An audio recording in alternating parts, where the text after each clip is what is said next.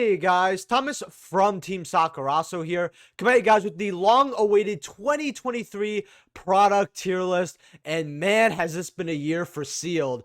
Really good and really bad here. But before we get into it, I have an awesome giveaway for you guys. By my sponsor, Tapio Cards, one of you lucky winners today will be winning not only a Moki Moki keychain, which I'll probably have a better picture over here, but you'll also be winning a Nibiru token keychain, and this looks really cool, guys.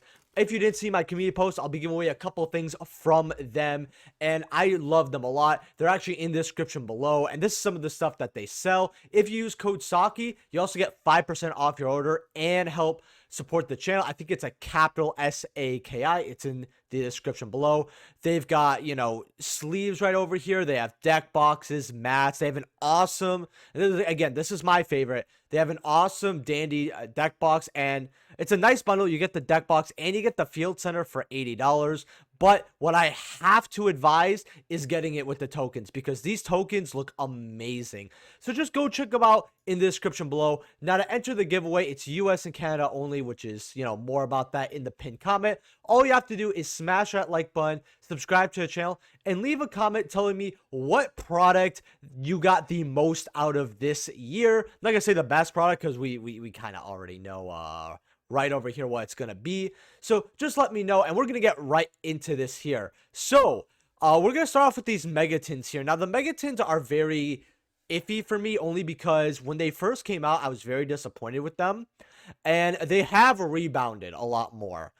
Since, you know, we have Lubellions at $30, we have Fenris at $28, $30. The promos do help you save you some of the money you would pay for that tin, especially if you're paying less than $20 per tin. Like, let's say you go online, get them for 15, 16, something like that. Maybe you get a case for only 20.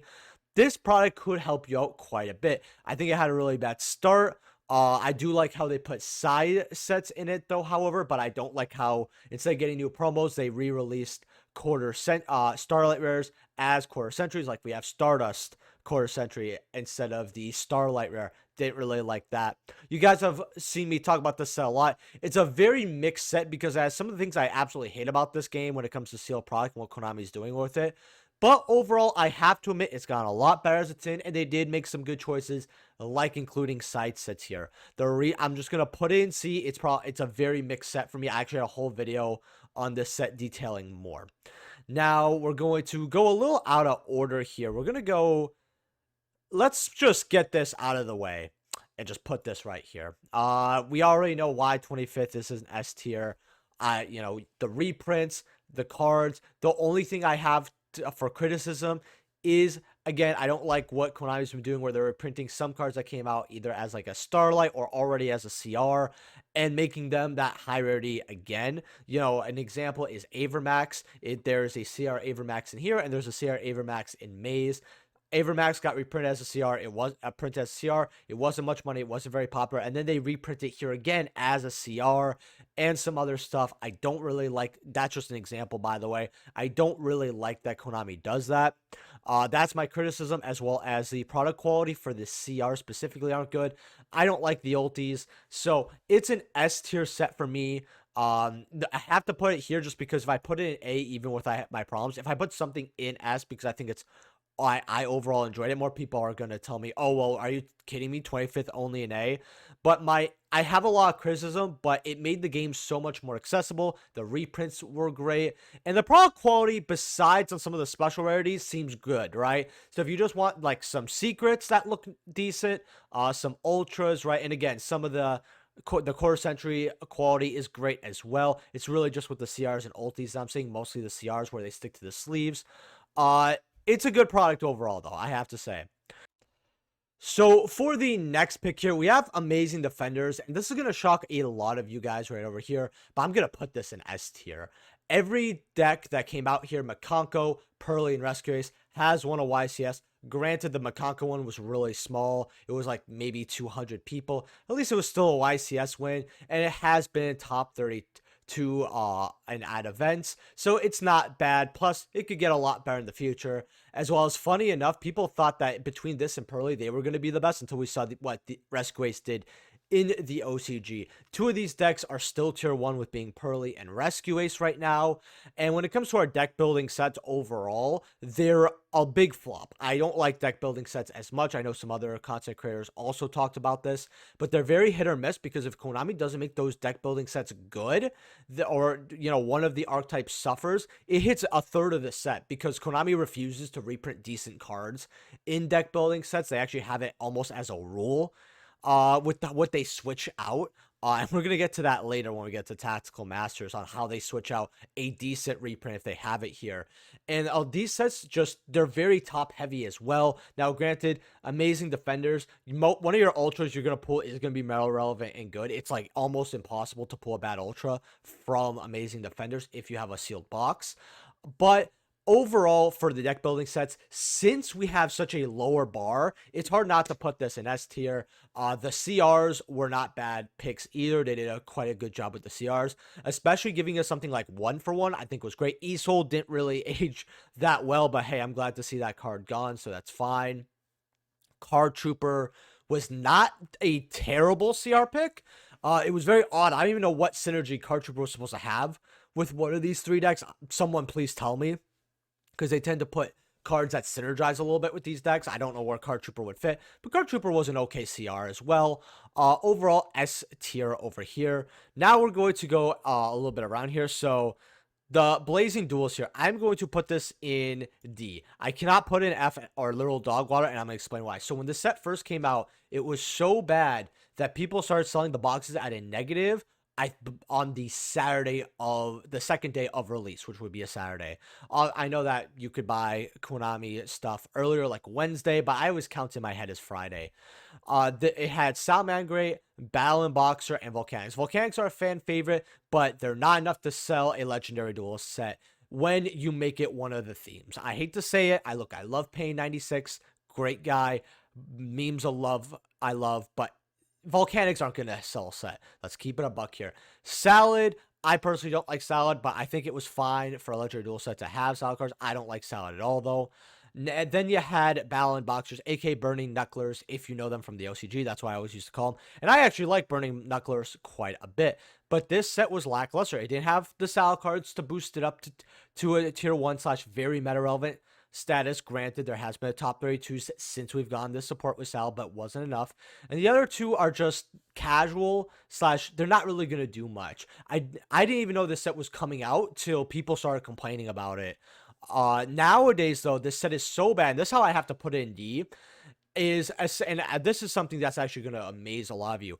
If you get this set on TCG Player for, like, say 30 or 35 for the box, you have a decent chance at making your money back, actually. You guys are probably wondering, well, why is it in D tier if that happens? Well, this set is so bad that people don't want to crack open boxes that the singles go up to the moon. You have the Link right now at about $31, $32 for Salamangreat. You have the Ghost right here for $85. Granted, Sunlight Wolf is a meta relevant card. You can use it in other decks as well besides Salad. So I guess it's a generic Ghost Rare that is meta relevant right now. I guess that's good. That's kind of what's putting it a lot higher, with that Ghost Rare being about $85 right now. If you guys watch my market watches, you'll know. Then you have some of the other cards where people are not opening up so little that the super rares for Volcanics and even the ultra rares are worth money. It's a set that was so bad that it's like when you're driving a Mario Kart, you drive the wrong way and you pass a lap just by going backwards. I mean, that's how bad this set really is. But it's somehow worth something. I can't put it higher. I can't put in Dog Water, but I'm not going to give it anything higher. So we're going to just put this in D tier over here. Then we have Duelist Nexus, and Duelist Nexus was looking to be a good set because you had the Infernoble support, you had the Chimera cards, you had some of the TCG reveals, all that. When we first got this set, I would have thought this would be a confident B at first. However, Infernoble's not that doing hot right now. Isolde band really hurts, and they're not that great of a deck right now anyway. They're like a tier 2-ish deck, and there's even better tier 2 decks to play. With the Isolde band, I don't know exactly where it ranks. Some of you might be typing a comment right now going like, hey, Saki, actually Infernoble sucks without e-sold. I'm still seeing some people play the deck, so I know it's functional. You have Guardian Chimera, which was great for the first month until everyone learned how the cards worked and realized, yeah, it's not bad, it's just it's not good enough. And it's really unfortunate because those cards are really great. A lot of this set has fallen off a lot. The runic cards are kind of helping it a little bit above. There's another card in here as well. Revolution on Synchron is the most expensive secret rare, and even that is below $25. Again, that's the most expensive secret rare. It did not have the splash it was going to. The Archetype Testana that came out in Duelist Nexus when we got our next wave of support, it flopped. It didn't do what it was supposed to, and it really sucks. I believe we got Testana here. Maybe we got it in... No, we got it in Duelist Nexus. So, yeah, it's really hard to put this set anywhere higher than D. It's definitely a below average set. Unfortunately, it does have a few good picks, but for a core set, it's quite lackluster. Speaking of good core sets, we actually have Cyberstorm Access. Now, I was going to put this in B, but I took another look at it, and not only was it always a good, solid set overall, a little bit down, a little bit up, but it's also aging gracefully, and I think I'm going to bump it up to an A tier. We had stuff for branded like Quem. We also had Dispatter for Bestials. That's a matter relevant card. We had Manadium, which could have been a lot better, but we have Droll is sadly a card. But it's still a good archetype, and you also have stuff like Chaos Angel that's a meta relevant card. It's basically a staple. So this deck has staples. It supported a lot of decks that were in it. Super Heavy Samurai did get nerfed during the first week, so it kind of hurt, but you did have Super Heavy Samurai cards with this set. You also had some support for Pearly in the set with the purple one, and then we got it as an ulti like 2 or 3 months later in OTS. I don't know why. They should have just made a super, been done with it, or maybe even a secret rare, replace something. Wouldn't be too bad. You also have Firewall Singularity Dragon, which wasn't bad. You also had Pride support in here. That wasn't bad, but Pride's just not being played right now. It's overall a fantastic set. I think I'm going to put it in A, maybe yeah, I would say A is very good. It was going to be B, but just seeing how it's aged and all that, I got to put in A. It's still even like a set right now. If you go into stores and you find Cyberstorm Access, well, you have a Chaos Angel, which is an $8 secret, and you have this Quem, which is like $40, $50 for a secret, maybe even 60 at this point. It fluctuates. So you have 2 great secret rares, and then your third card is an Ultra at 40-something dollars. This set has a lot of value, and it does have money supers. Love this set. It's not my... I don't personally love a lot of the cards in it. Like, I don't have an attachment per se to a lot of them, but I love the artwork of a lot of the cards here. Now, the next set is Maze of Memories. I'll put it in C. It's not a D tier set. I can't do that, but I can't put it in higher. The set had reprints that were decent for the time, like Rika and Guardian Chimera, which is alright, I guess. There were stuff to find here. I told people to get Guardian Chimera Ultras at 6, and they went up to 30, so there was a lot of winning to do with this set. I think it was a really easy set to read as a Mark Watch guy. I told people the bulk can age pretty well as well, except for the Avermax. I was incorrect about that, but hey, I didn't expect them to reprint the CR as well. Not that I told people to get the CR, but I thought the Super at 50 cents was fine. But right now, Maze of Memories, it's a collector set, right? It's for people who play casually. The cards are worth a little bit. It's not worth really getting a box right now. But again, the reprints did something for the time and are still not that bad. It definitely is a set that appeals, again, more to the casual collector side. Not really meta relevant, besides maybe the Chimera reprint, the Rika reprints. But I'm not going to repeat myself here constantly. It's an average set. We're getting the new one, so I'm kind of excited to see if they can improve upon it a little bit. But they also did this set dirty a little bit with 25th, with what they reprinted. Now, next thing we're going to go over here is we're actually going to go over the Blue Eyes. I'm going to really quickly just put this in B tier. They gave us, a nicer look for the older ones. I still love the older feel of the other unlimited prints, not from like 2017, but just the unlimited prints in general for our older legacy sets, like Blue Eyes, Magic Ruler, Metal Raiders, all that. But it's nice that they gave us this, because now we can play sealed with it. We can have the sealed boxes for fun. We can just open up a box for fun, because I remember You couldn't really find boxes, but at least you could get the packs back in like 2017, 2018, 2019. You know, one or two packs per like special edition Walmart. So I'm not really gonna speak on this set much. It was great that they released it. That's really all I have to say. I'll put it in B. You know, it's fine. Now we're gonna put one of the structure decks here. So Trap Tricks. I am going to put this. I'll put it in B. They did good with the structure deck. It had fine reprints. Trap Tricks was seeing a good amount of play until the ban list, you know, kind of moved it out of the way. You could even put it at C tier because it did not age well, but it was very good for the time. It served its purpose. It's a B tier structure deck. We're gonna put the Jack Atlas one here. Like, I like Jack Atlas, don't get me wrong, and people are playing the cards in here still, so I guess I'll put in B, but it wasn't really that great. The reprints were eh. I did like the human token a lot. I do love the Rezair stuff a lot, but it should have been a lot better. You know, in fact, you know what? I'm gonna put it in C for now. Maybe, you know, maybe some people are gonna argue it's B, but we'll put it in C. And then you have the Fire King one. I mean, it's meta relevant. You can play it with Sinful Spoils. You can play it with Tribe Brigade. And the reprints are great. The fact that you get Imperm and Judgment with some other stuff and Roll, it's an amazing structure deck. It's definitely one of the best. It's up there with the Shadal structure deck and the Salad structure deck. I guess I'd put in S as well. So I would definitely put that in S tier. I just want to knock those out very quickly. Now, let's go into OTS here for a little bit. So, OTS. I think that 21 is a pretty bad set overall. I am going to put it in...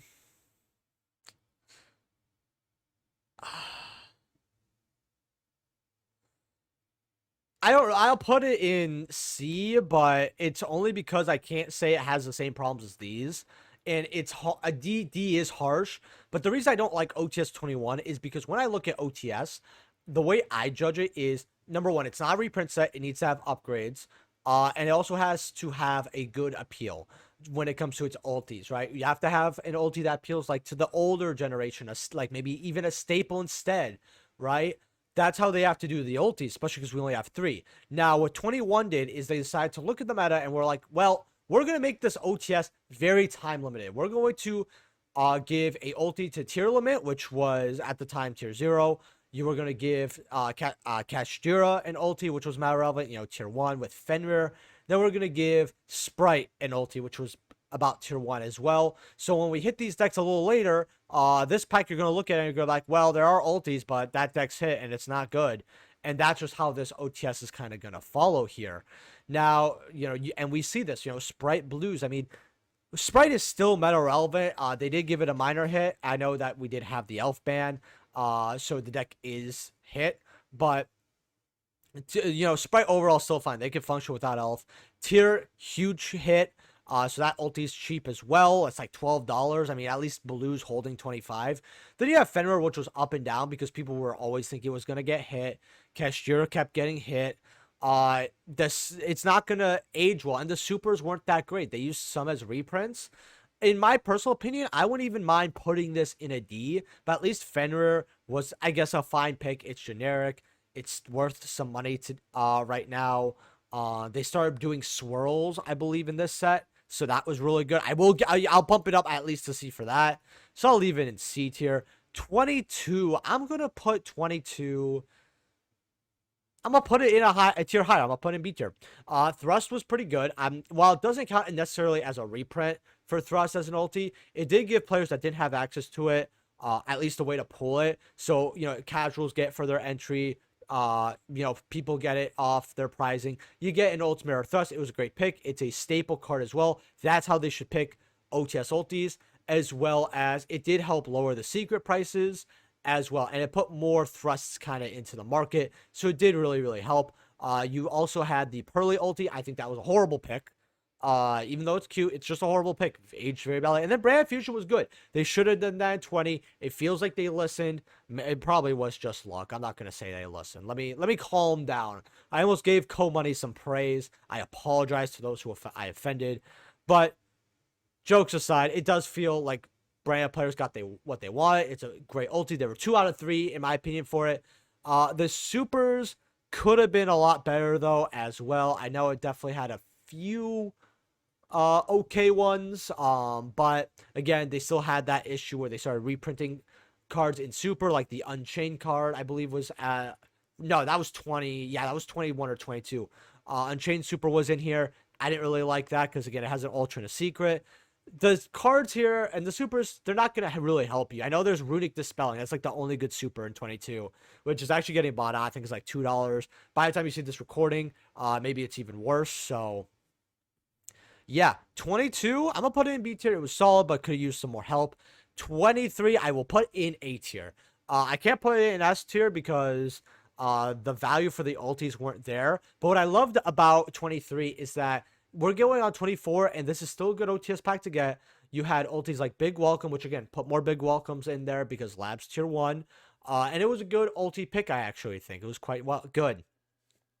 And it also proves something about Photon Hypernova that I'll touch on in a second here. You had cards like Kurkar Divincarnation. I think that is an amazing ulti. I think people are sleeping on it. Then you had Enemy Controller. The ultis here are going to age very well. You know, you have a fan favorite with Labyrinth. Enemy Controller appeals to collectors, and it's also meta relevant at times. You know, when you pick an ulti like Enemy Controller, that appeals to those people, casuals as well. You know, it's great. And then you have Kurokara. It's a staple hand trap that people are sleeping on. 3 great ultis. The supers are great. They put the furnitures as supers. The supers are also worth some money. They gave us an Edison card, which is pulling the rug, which proves to us that Konami's looking at Edison. That's what this pack really proved to me, because I will not hear an argument that they were pulling the rug because they just randomly saw it as a lot of money, or they thought it could be used in today's metagame. Yeah, I guess you can flip pulling the rug on your opponent and it would be a good card. Technically, yes, but why would you not play Strike? Let's keep it a buck, everybody. They pre-printed it for Edison. I just don't want to hear silly counter arguments. 23 is an A tier, and I honestly, if the ultis were worth more money, I would love to put it in an S tier. That's the only thing not having it in S tier, but it's gonna age like an S tier product. Then let's see what else we have here. We've been going up, so let's crash right back down with. Well, let's go on Photon Hypernova here since I mentioned that.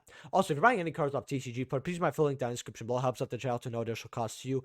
And if you guys enjoy the content and you want to support me as a content creator, you're like, you know, I love how he does videos. I love for him to be more of a full-time content creator. Consider being a YouTube channel member. I have multiple tiers for that. I have some decent rewards for those as well. And you help support the channel. Tiers as cheap as $2 a month up to like 50, but I have some cheaper ones, obviously. So go check it out. And I will be having channel member videos as well. So when that first one drops, you'll be prepared.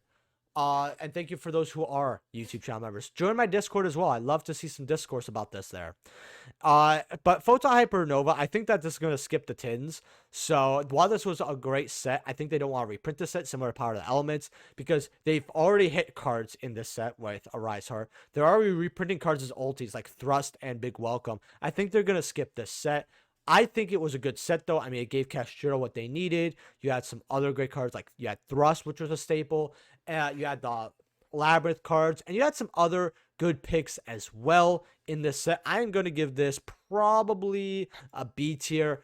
It hasn't aged as well, and the set was very 50-50, but it was still a good set. I mean, maybe with the Thrust and how Keshiro was meta relevant. I mean, again, it had lab support. I guess I'll put it to lower A, actually. I can't really say it's a B tier product, but I'll put it in A. It did what a core set should do at the list, but yeah, we'll leave it higher B, and we'll call it a A. Then we have, let's see what else here.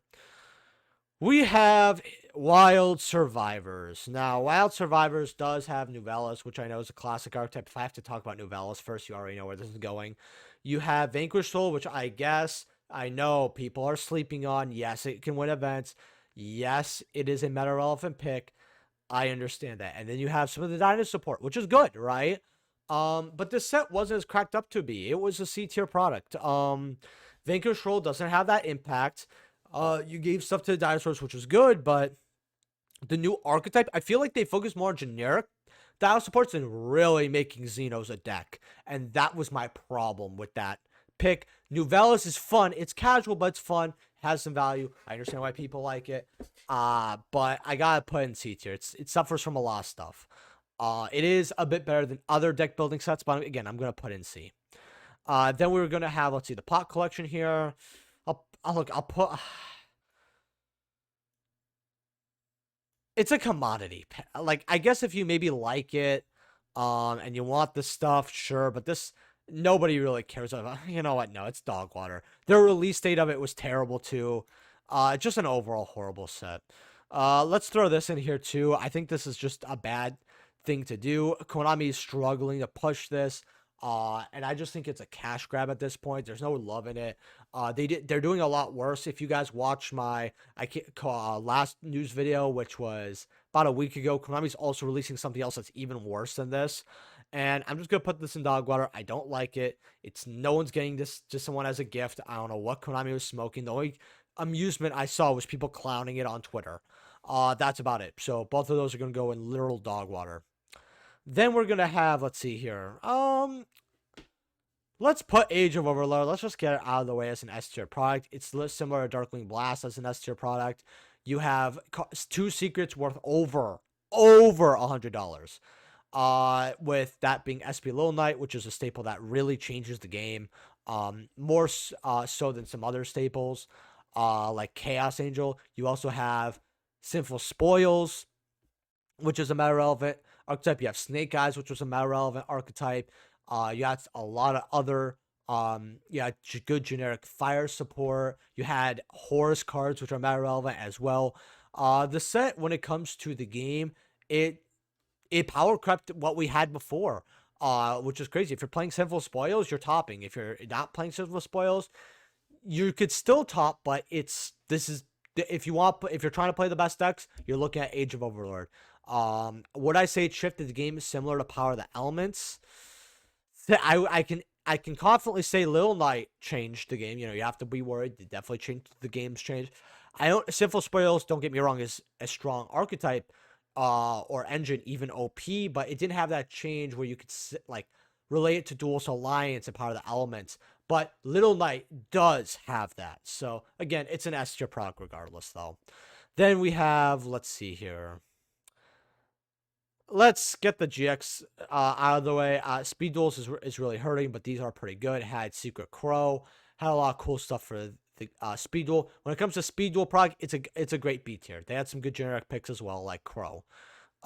This again, it appeals to gonna put in B as well. You know, you got a lot of buyouts, a lot of valuable stuff, a lot of collector cards people wanted, but that's kind of what Speed Duel's getting resigned to. Speed Duels isn't even firing off near me anymore because of how bad that game state is in. They have a tier 0 format, and I know people, unfortunately, like my boy Alamine, who's taking a break for a while because the meta is so bad. In fact, a lot of people are. Speed Duels, you might not, I feel like 2024 could be the year Speed Duel dies. There is a possibility, but guess if they're still making money on it, at least it's a product, right? I don't really care about the binders. I mean, it's just if you like them. This thing, I don't remember what even if this came out. I guess they re-released this. Yippee. We have 2 more sets left here. So we have Tactical Smashers and Monstrous Revenge. I'm gonna put Monstrous Revenge. I mean, it's a reprint set, but it's a good reprint set. I mean, a lot of the quarter centuries are worth a lot of money here. Again, I don't like the same thing they did where they're reprinting Starlights as quarter centuries. I hate that a lot.